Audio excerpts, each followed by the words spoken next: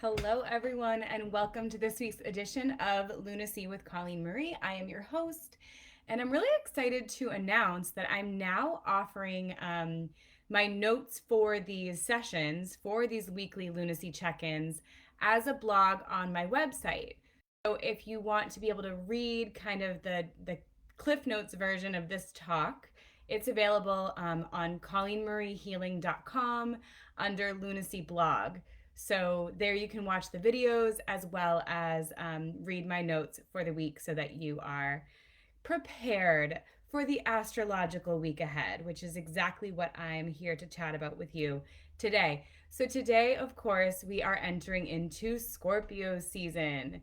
And I like to look at this as kind of, the moment that we step out collectively of Libra. Libra's all about, worrying about the other before yourself. And Scorpio says, screw that. I'm going to take care of me. And I'd rather experience things deeply and intensely, even if they're bad, than just go along with what everyone else wants, which is all about what Libra would be fine with, right? So Scorpio says, screw that. I need to look at what really matters and what I can feel deeply.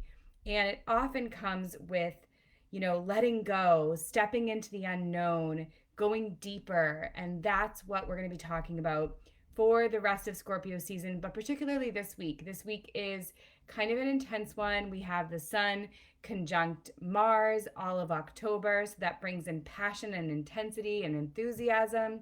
But we also are ending retrograde season. We had a crazy full moon last week in Aries. We're heading into our new moon in Scorpio, not to mention Mercury retrograde shadow. So if that's still percolating in your life, if you're still feeling some breakdowns of communication, of technology, that's because we are still in the shadow phase, which essentially means, when we look at Mercury in the sky, it moves backwards for retrograde. And the shadow period is how long it takes to kind of move back to where it started in again. And so that will happen until November 2nd. So just know it's almost over, but we're not quite there yet. So, be patient. Try not to sign any big paperwork or make any big decisions until we're out of that shadow period, if possible. All right, so today, the 22nd, Scorpio energy is particularly high today because Scorpio's ruler, the planet Pluto, is square Mars and trine the moon. So this is all about intense primal emotional depths, strong instincts towards transformation, and also letting off our emotional steam. So if you finding a safe place to let go of some of these intense emotions is really important today. The other thing I want to mention for today is that we have a void of course moon. That is complicated, and if you don't need to know what that means. All it means is that today is not a great day to start new projects. It's a great time to tie up loose ends for anything that you don't want to have to keep dealing with anymore. So revisit those things today. But when it comes to moving forward, we definitely want to not start anything that we want to stick today because it probably won't stick. So relationships, projects, anything that we want to see, more of, today is not the day to launch those, okay? Tomorrow, Saturday, the moon moves into curious Gemini. So we're going to be feeling a little bit more observant, a little bit more curious about ourselves, the world around us, our own emotions, others' emotions. We're going to be feeling talkative, social, and observant. So, by all means, that day, take that time to kind of balance in your emotions because we are going to be feeling quite emotional this week with some of the things going on. So Sunday the 24th, we have lots of love vibes. The three divine feminine planets are going to be connecting on Sunday. That's the moon, which of course is not a planet, so planetary bodies, I should say. The moon, Venus, and Neptune. Those are all about the divine feminine. They're all about connecting with love and compassion. And they're all linking up, not all in positive ways, however. So we're going to be feeling, yes, compassionate and kind, romantic and devoted, but just be wary because we may also have a tendency to be a little moody, perhaps a little overly emotional, and also maybe a little needy. So love it up with people in your life, especially the women in your life that you appreciate. Maybe spend some time with your partner on Sunday, just kind of cuddling and enjoying them.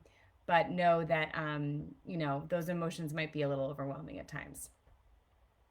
Because on Monday, the moon moves into a trine with Mars, and this does bring in some balance to our emotions on Monday. So we're going to feel a little bit more frank and direct with what we need from others emotionally, and there's kind of more of a healthy flow of, emotional relationship, emotional energy. Also, your sexuality will be strong on Monday, so that's great too. Monday's a great day to step into your power and to truly kind of trust in your own ability to create what you want to create. On Tuesday, we are, back to being kind of sappy and emotional, but loving. So the moon moves into its ruler, Cancer, which is nostalgic and focuses on taking care of others. And, it's a water sign, it's going to be emotional. We also see that Venus is going to be sextile with Jupiter on Tuesday.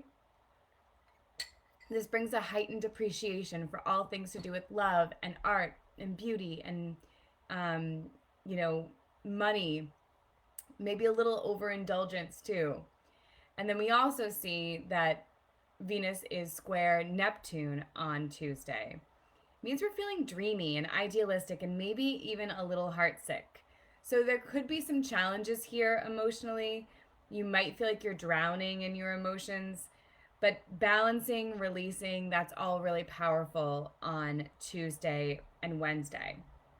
Because on Wednesday, we see that the sun will be square Saturn, so it might feel like things aren't moving forward the way that we want them to on Wednesday.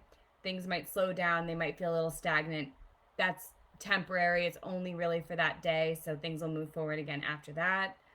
However, the sun is in trine now to Neptune, which is actually a good thing. So now we're going to feel like our emotions are actually a strength and not a weakness. So own that, see how far you've come emotionally through the course of this, kind of heavy couple of days, and use that as a strength and see how far you've come.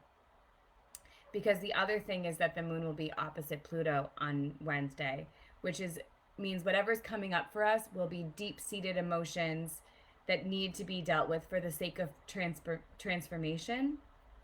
And themes of home and work are at the forefront on Wednesday, so finding that balance is really important.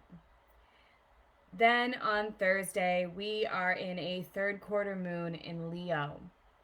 The third quarter is all about the ending, coming to the conclusion of the last full moon. So our energy might be starting to dip. We might be feeling a little bit more internal, a little bit less extroverted, more focused on our internal selves.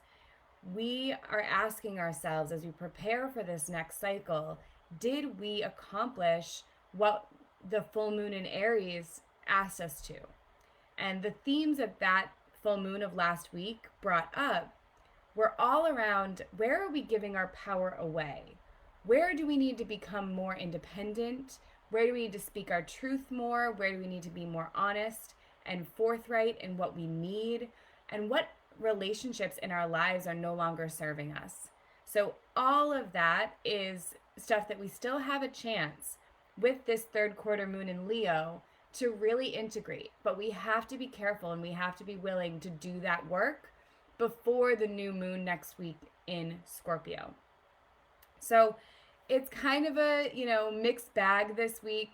Try to find the love that underlies your emotions. Find ways to connect with the ones you love, especially those women. Call your mom or send her good vibes, if calling her is not an option, because there's a lot of this need for the divine feminine to come out this week. So I hope that you enjoyed this. And again, if you want to read the Cliff Notes version versus watching the whole video, you can head over to my website, ColleenMurrayHealing.com. I'm also offering Astrology of Love readings now, where you can find out, based on your information and your partner's information, whether or not you guys are compatible or terrible. Something fun, and also very insightful and often really helpful for those of you who are in partnership or want to be. All right, guys, thanks so much for watching. As always, have a wonderful, blessed weekend, and I will see you next week. Bye, weirdos.